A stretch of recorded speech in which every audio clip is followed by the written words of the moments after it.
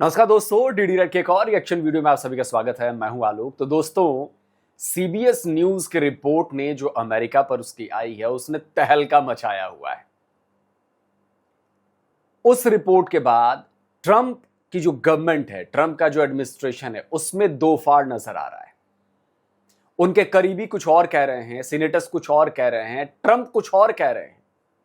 और ये साफ साफ नजर आ रहा है कि ट्रंप एडमिनिस्ट्रेशन में अंदर घमासान बहुत भयंकर मचा हुआ है और इसमें कोई एक्सक्यूज नहीं दे सकता कि चल क्या रहा है, क्योंकि ट्रंप को भी पता है कि पाकिस्तान दोगला है, ट्रंप को भी पता है कि पाकिस्तान ने धोखा दिया है, लेकिन ट्रंप की भी मजबूरी है। अब लेटेस्ट क्या है ये आप सबको पता होगा। देखिए, यूएस के सीनेटर हैं लिंडसे ग्राहम। ये जो तस्वीर आप जिनकी देख रहे हैं, ये रिपब्लिकन सीनेटर है, जहां तक मुझे याद आ रहा है रिपब्लिकन ही है। और इन्होंने जो स्टेटमेंट दी है वो बड़ी जबरदस्त स्टेटमेंट है, जो पाकिस्तान को बिल्कुल भी पसंद नहीं आ रही। और पाकिस्तानी अब ये कहने लगे हैं कि जी ये हमारे खिलाफ साजिश की जा रही है, हमारे खिलाफ इजराइल और भारत ने मिलकर साजिश की और ये खबर प्लांट कराई है। सीबीएस अमेरिकन न्यूज ग्रुप है, रिपोर्टर्स भी अमेरिकन है, कोई उनका इंडियन मूल के नहीं है जैसे ये पाकिस्तानी करते हैं कि पाकिस्तानी मूल के जितने भी आपने भारत के खिलाफ रॉयटर पर, सीएनएन पर और जितनी जगह पे, वॉशिंगटन पोस्ट पे आपने खबरें देखी होंगी, 99.99% पाकिस्तानी मूल के मुसलमान जर्नलिस्ट होते हैं, जो अलग अलग रॉयटर से लेके एएफपी से लेके हर जगह बैठे हुए हैं और उनकी रिपोर्ट आती है। लेकिन ये तो अमेरिकन की रिपोर्ट है, अमेरिकन जर्नलिस्ट की रिपोर्ट है। और इसके बाद बवाल मचा हुआ है, भयंकर बवाल मचा हुआ है। तो लिंडसे ग्राहम ने जो कहा है वो देखिए क्या है। एनडीटीवी वर्ल्ड की क्या हेडलाइन है, I don't trust them, US senator turns on पाक ओवर इरानियन एयरक्राफ्ट क्लेम्स। अब देखिए, ईरान की मिलिट्री के एयरक्राफ्ट जो हैं वो सैटेलाइट इमेजेस में, मैं आपको सैटेलाइट इमेजेस दिखा देता हूं। सैटेलाइट इमेजेस में वो पाकिस्तान के नूर खान एयरबेस पर पार्क किए हुए नजर आ रहे हैं और लंबे टाइम से हैं। और उसके बाद बवाल चालू हो गया। बोला कि ऐसे कैसे हो सकता है कि भाई पाकिस्तानी एयरबेस पर, जो कि मीडिएटर की भूमिका निभा रहा है, जिसके अमेरिका बार बार बुला रहा है, अमेरिका बता रहा है कि आपको ये क्या करना है, अमेरिका के लिए कमीशन एजेंट के तौर पर काम कर रहा है, वो पीठ पीछे अमेरिका और ईरान के बीच जो जंग चल रही है उसके पीठ पीछे ईरानी मिलिट्री एयरक्राफ्ट्स को वो अपने एयरबेस पर सुरक्षित छुपाए बैठा है, पार्क कराए बैठा है। और जाहिर सी बात है कि उसके पास ये एक्सक्यूज होगा कि देखिए हम तो जी मीडिएशन की भूमिका निभा रहे हैं, तो लोगों का आना जाना वहां से लगा रहा है। तो वही लोग आए थे, ईरान के लोग आए थे, उनका जहाज है। ये इतने शातिर हैं और अमेरिकन फंसे हुए हैं, लेकिन सारे अमेरिकन नहीं फंसे, कुछ नहीं तो उनकी चाल वही लिंडसे ग्राहम वही है। तो लिंडसे ग्राहम ने क्या कहा है मैं आपको बता देता हूं। देखिए लिंडसे ग्राहम क्या कहते हैं। कहते हैं कि मुझे पाकिस्तान पर बिल्कुल भरोसा नहीं है, आई डोंट ट्रस्ट देम। अगर सच में ईरानी जहाज पाकिस्तान के बेस पर खड़े हैं ताकि ईरान के मिलिट्री की सुरक्षा हो सके, तो इसका मतलब है कि हमें किसी और को मध्यस्थ यानी कि मीडिएटर बनाने पर विचार करना चाहिए। यही वजह है कि यह मामला जो है वो आगे नहीं बढ़ पा रहा है। मैंने तो इसको हिंदी में समझाया है, अंग्रेजी में अगर आप देखेंगे तो लास्ट वाली जो लाइन है ना, वो कहता है कि no wonder this damn thing is going nowhere. आप फ्रस्ट्रेशन देखिए लिंडसे ग्राहम की। और इसके बाद फिर मीडिया ने सवाल उठाने शुरू किए, वर्ल्ड मीडिया पर ये सारी खबरें चलने लगी और जाहिर सी बात है इसको हवा लगी, बड़ी चीज बन गई। अब ट्रंप इस पर चुप थे, लेकिन ट्रंप को भी चुप्पी तोड़नी पड़ी है। अब देखिए व्योन क्या लिखता है, Trump break silence on report of Pakistan allowing Iran spy aircraft at Nur Khan base amid mediation talks. Trump को मजबूरी में करना पड़ा, चुप्पी तोड़नी पड़ी, लेकिन ट्रंप बहुत चालू आदमी है, उसको पता है कि अभी मुझे जरूरत है। लेकिन ये पाकिस्तान पर उसका भरोसा, ये उसको ले डूबेगा, इसको आइडिया नहीं है। बाकी लोग जो हैं, जो ट्रंप की टीम में, वो समझ रहे हैं और धीरे धीरे वहां पर बगावत के वो आ भी रहे हैं। आपने देखे भी होंगे कि कई आर्मी ऑफिसर्स को, जनरल्स को हटाया गया, बहुत सारी चीजें हुई हैं अभी बीच में। तो ये साफ जाहिर करता है कि ट्रंप का पागलपन अब लोगों को बर्दाश्त नहीं हो रहा है। और खासकर पाकिस्तान वाले मामले में तो लिंडसे ग्राहम की आपने लैंग्वेज देख ली। तो ये क्या कहते हैं, ट्रंप ने जो कहा है कि absolutely great, they are great, मतलब ये हुआ कि भाई कि बिल्कुल शानदार, वो लोग बहुत ग्रेट हैं, अच्छे हैं जी। मुझे लगता है कि पाकिस्तानियों ने बहुत अच्छा काम किया है। पाकिस्तान के फील्ड मार्शल और प्रधानमंत्री बहुत शानदार रहे हैं, एब्सोल्युटली ग्रेट। ये मजबूरी में ट्रंप को बोलना पड़ रहा है,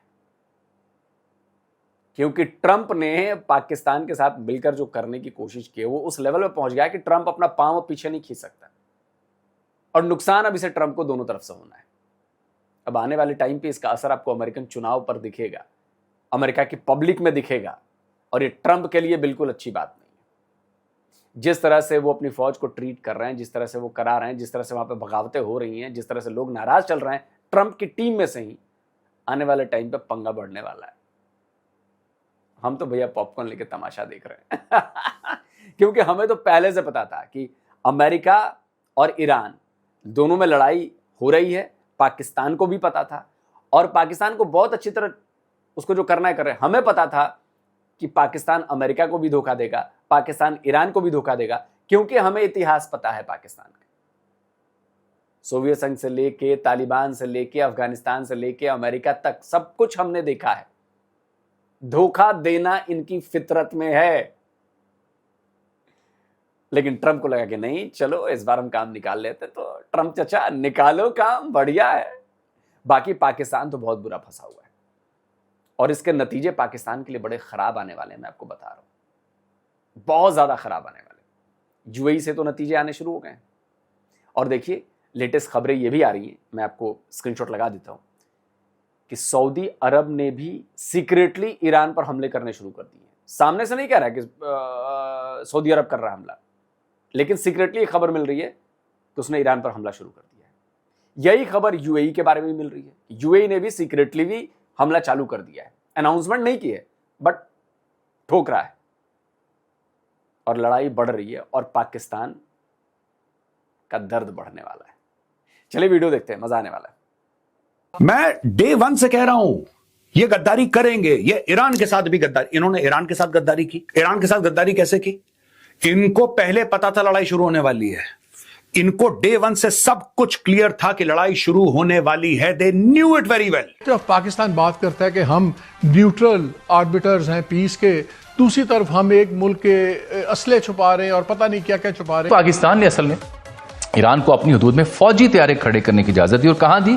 नूर खान एयरबेस पिंडी। पाकिस्तान की जो फौजी स्टैब्लिशमेंट है, मिलिट्री स्टैब्लिशमेंट है, उसके लिए बहुत बड़ा न सिर्फ डिप्लोमेटिक डिजास्टर बन जाएगा, बल्कि मुनीरा मिस्त्री जो है उसकी मंजी ठुक जाएगी और वो बहुत बुरी तरह फंस जाएगा। जनरल साहब, पहले आपसे शुरू कर लें। ये जो खबर है कि जहाज हमने यहाँ खड़ा किया हुआ था, छुपाया हुआ था, किसी को पता ही नहीं चला, तो इसके मुतालिक आपका रद्द-ए-अमल क्या है सर?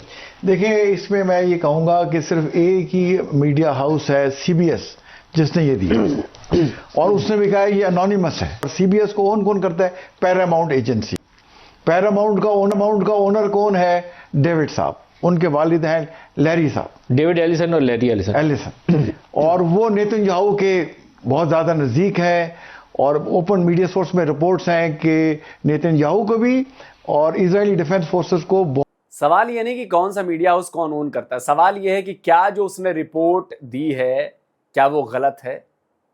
क्या उसने जो रिपोर्ट किया कि ईरानी मिलिट्री का एक स्पाई प्लेन आपके नूर खान एयरबेस पर खड़ा है कई हफ्तों से, क्या ये गलत है? जवाब है नहीं। पाकिस्तान ने भी माना है कि हां प्लेन खड़ा है, लेकिन अब पाकिस्तान इसको अलग टिल्ट दे रहा है, अलग टर्न दे रहा है, कह रहा है कि नहीं, वो जो नेगोशिएशन करने आए थे वो उनके साथ आए थे, तो भाई तो नेगोशिएशन करने वाले चले गए, तो प्लेन अब तक क्या कर रहा है? क्या नेगोशिएशन करने वाले अभी तक इस्लामाबाद में पड़े हुए हैं? ईरानी नहीं पड़े ना, ये तो गुजरे जमाने की बात हो गई। तो अब तक नूर खान पर ये प्लेन क्या कर रहा है? फंस गए ना बच्चों बहुत ज्यादा पैसा वो लगा के सपोर्ट करते हैं। फिर इसके अलावा जो है वो जो नेतान्याहू हैं वो कहते हैं कि पाकिस्तान चालाकी कर रहा है, अमेरिका को जो इजराइल के साथ लड़ा रहा है। फिर ये खबर आती है कि वहां पर जो है वो ये भी जैसे ये खबर आई कि मोदी ने कल जो है वो ऐलान किया कि आप कल जो है वो जो भारतीय हैं वो अपनी किफायत जारी करें। सर वैसे कमाल किया, पाकिस्तान ने इतने सारे जहाज ले आए और अमेरिका को पता ही नहीं चला। दोस्तों इस वक्त अमेरिका के अंदर एक चीज को बहुत तेजी से डिस्कस किया जा रहा है, वो है पाकिस्तान का किरदार।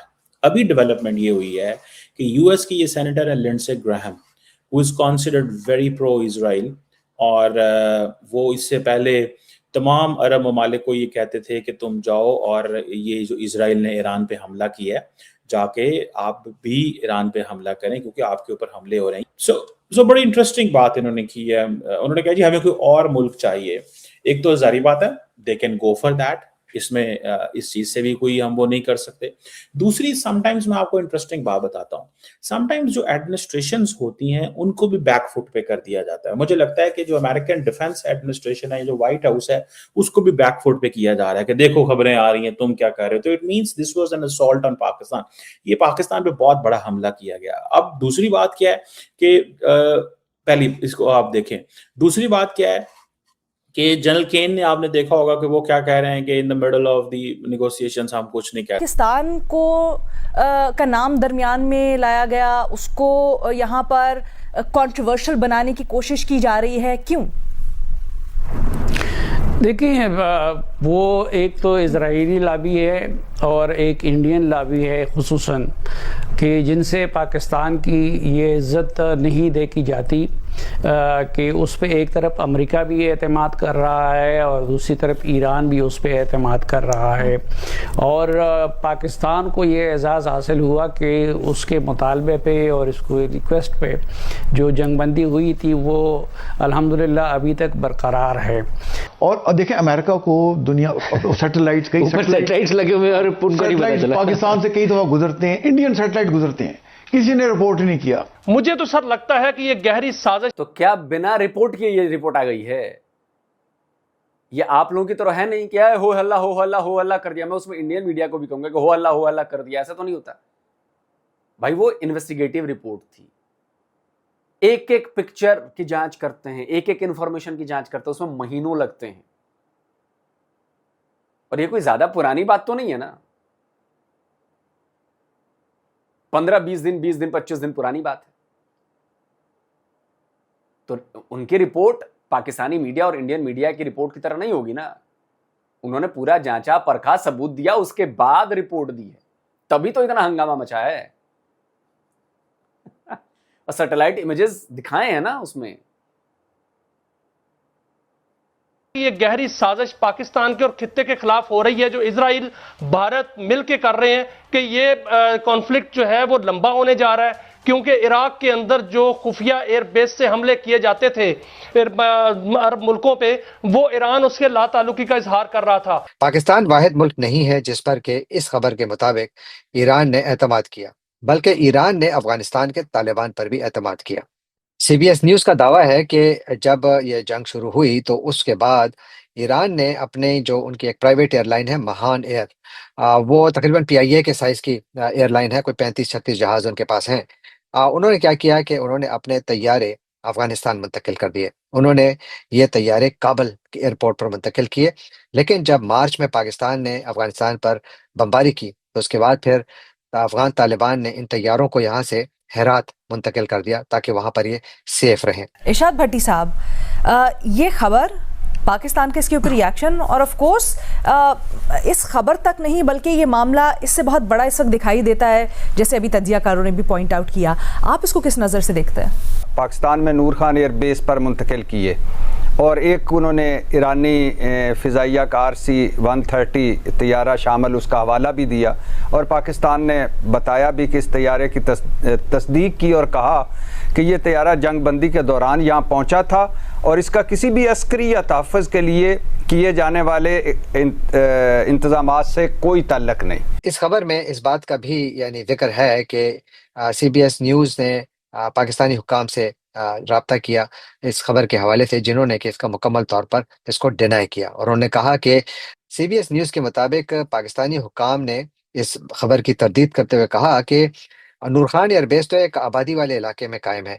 यहाँ पर कैसे मुमकिन है कि एक गैर मुल्की जहाज़ों के फ्लीट को यहाँ पर महफूज रखा जा सके या रखा जाए। तो यूं पाकिस्तान ने इसको मुकम्मल तौर पर डिनाई किया है, जबकि अफगान तालिबान ने भी इस खबर की तरदीद की है और कहा है कि हमारी सरजमीन पर भी कोई ईरानी तैयारे नहीं मौजूद। और इस बेबुनियाद खबर का मकसद है मुस्तकिल जंगबंदी, मुज़ाकरात या अमन के लिए कोशिशें करते पाकिस्तान की कोशिशों को कमज़ोर करना।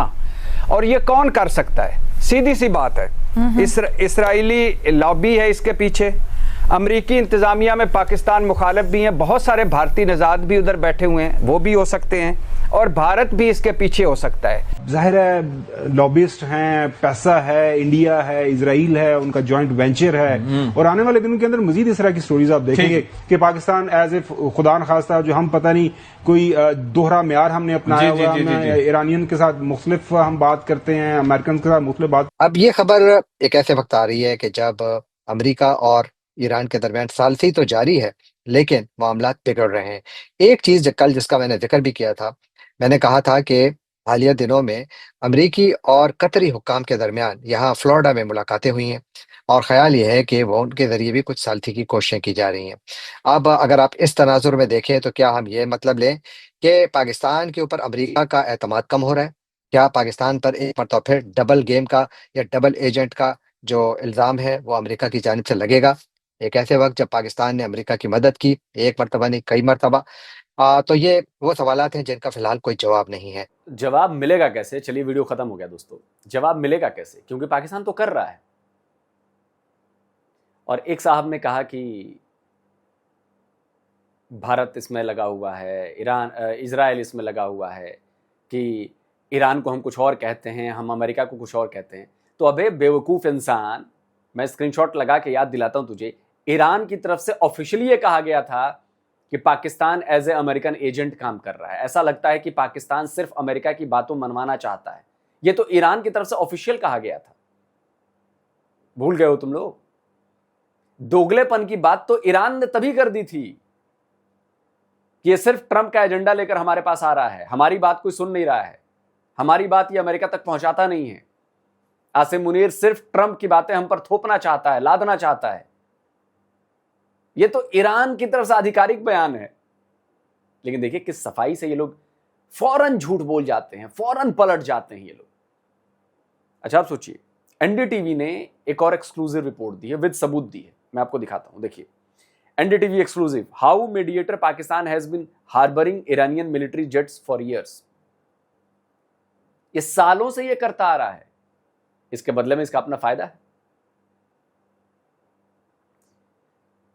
विष्णु सोम ने यह खबर दी है। इन्होंने कहा है कि एक ऑनलाइन वीडियो एक्सेस हुआ है एनडीटीवी को, और उसमें यह नजर आ रहा है कि पाकिस्तान जो है वो लगातार ईरानियन मिलिट्री एयरक्राफ्ट्स को रिफ्यूज देता रहा है जब भी वो कॉन्फ्लिक्ट में फंसे हैं। इनका कहना है कि जुलाई 2025 का ये वीडियो है, जुलाई 2025 का ये वीडियो है, जिसमें ईरान का ट्रांसपोर्टर और एरियर रिफ्यूलिंग टैंकर जो हैं वो कराची एयरपोर्ट पर पार्क किए हुए हैं। और ये कब थे? जब इजराइल ने अपना ऑपरेशन राइजिंग लाइन, आप लोग को याद होगा, इजराइल ने ईरान पर बमबारी की थी, ऑपरेशन राइजिंग लाइन चलाया था और ईरान के न्यूक्लियर फैसिलिटीज पर इसने बमबारी की थी, मारा था। तब तक अमेरिका नहीं आया था इसमें, जहां तक मुझे याद आ रहा है। उस वक्त का ये वीडियो है। तो जब इजराइल इन पर बॉम्बिंग कर रहा था ईरान पर, तो इनके मिलिट्री एयरक्राफ्ट्स को इन्होंने कराची में ला के रखा था, और वो इस वीडियो में है, वो इस वीडियो में दिखाई दे रहा है। वो वीडियो उन्होंने वहां पे डाला भी है यूट्यूब पर, एनडीटीवी ने अपनी रिपोर्ट में, और वो कह रहे हैं कि बिल्कुल ये सही है। तो खबर यही है कि इसके पहले भी पाकिस्तान कर चुका है ऐसा। तो क्यों ना कहा जाए पाकिस्तान को डबल एजेंट, क्यों ना कहा जाए पाकिस्तान को दोगला, और यही वहां पे कह रहे हैं। और मैं बता रहा हूं, इसके नतीजे बड़े खराब निकलने वाले हैं। अगर पाकिस्तान को लग रहा है कि वो इन सबसे बच जाएगा, कोई ना कोई बहाना बना देगा, कोई ना कोई एक्सक्यूज बना देगा, कोई नई कहानी गढ़ के बता देगा। अमेरिकन्स बहुत परले दर्जे के लोग हैं, और ट्रंप जानबूझकर कह रहा है, इसकी तारीफ कर रहा है कि थोड़ा फूले रहे, दूसरी तरफ से काम लगना चालू हो गया है। क्या आपको नहीं लग रहा, आप डॉट्स कनेक्ट करेंगे? माइकल रूबिन कहता है पाकिस्तान जो है एक वेश्या है, आज ग्राहम कहता है कि पाकिस्तान पर हम भरोसा नहीं कर सकते। कोई भी जो इंटरनेशनल रिलेशन थोड़ा बहुत भी जानता होगा, जो जियोपॉलिटिक्स थोड़ा भी जानता होगा, वो बिल्कुल समझ जाएगा कि अमेरिका में पाकिस्तान के खिलाफ माहौल बनना शुरू हो गया है। अब अमेरिका पाकिस्तान को दूध में गिरी मक्खी की तरह निकाल कर फेंकेगा, लात मारेगा। थोड़े बहुत जब तक अभी जरूरत है तब तक पुचकारना जारी है, आगे लात पड़नी तय है, और ये उसका माहौल बनना शुरू हो गया है। तो आप देखते रहिए। आप क्या कहते हैं? कमेंट करिए, अपनी राय दीजिए। जल्द मिलता हूं एक और नए वीडियो के साथ। नमस्कार, जय हिंद।